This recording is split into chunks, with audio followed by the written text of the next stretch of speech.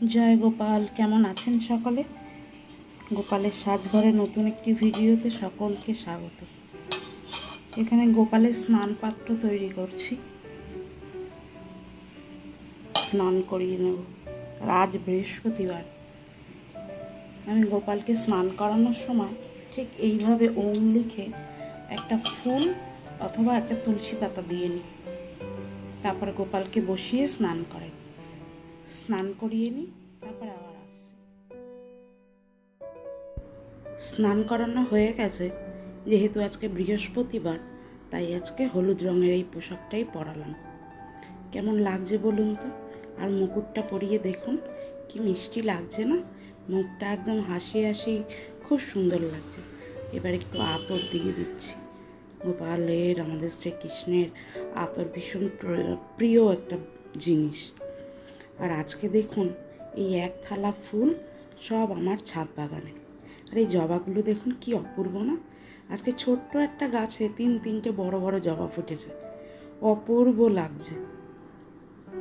আর একটা পাত্রের মধ্যে, মানে পুষ্পপত্রের মধ্যে ছাদ বাগানের সমস্ত ফুল এক জায়গায় তুলে জলের মধ্যে দিয়ে রাখা হয়, তাতে টাটকা থাকে অনেকক্ষণ। কারণ এই পুজোটা তো একটু বেলা করেই করি, প্রায় 12টার বেজে যায়। সেই কারণে জল দিয়ে রাখি যাতে ফুলগুলো শুকিয়ে না যায়, টাটকা থাকে।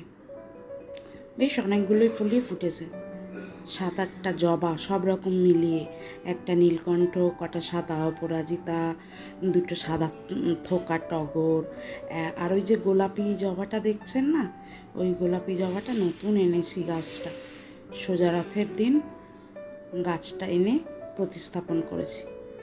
ছোটোবেলায় শুনতাম রথযাত্রার দিন এই গোলাপি জবাটা রথযাত্রার দিন এনেছি। ছোটোবেলায় শুনতাম রথযাত্রার দিন যদি গাছ লাগানো যায় সেটা নাকি খুব ভালো।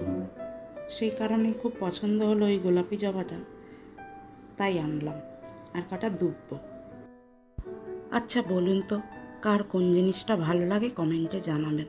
আমার কাছে আমার ছাদ বাগানের যে কটা ফুলই ফুটুক না কেন, সেটা দিয়ে পুজো দিতেই বেশি ভালো লাগে।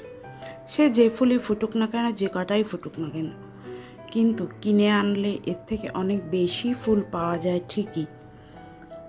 সব ঠাকুরকে ভরে ভরে ফুল দেয়া যায়, আসন খুব সুন্দর করে সাজানো যায়, এটা একদম বাস্তব সত্যি কথা। কিন্তু নিজের হাতে যখন গাছের পরিচর্যা করব, আর সেই গাছে যখন সুন্দর সুন্দর ফুল ফুটবে, যদি সেটা সামান্যও হয়, সেটা ভগবানকে উৎসর্গ করতে আমার বেশি ভালো লাগে। তোমাদের কি কারো এরকম মনে হয়?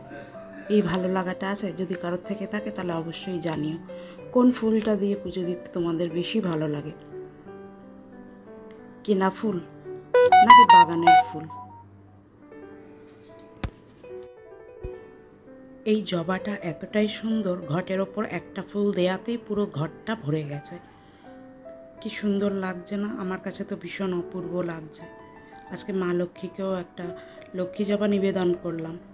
আর তোমরা যারা আমার পুরনো ভিডিও দেখো তারা জেনে থাকবে যে আমি প্রত্যেক বৃহস্পতিবার কর্পূর দিয়ে একটা ঘিয়ের প্রদীপ জ্বালাই, এবং যে কোনো শুভ অনুষ্ঠানেও আমি এটা জ্বালাই।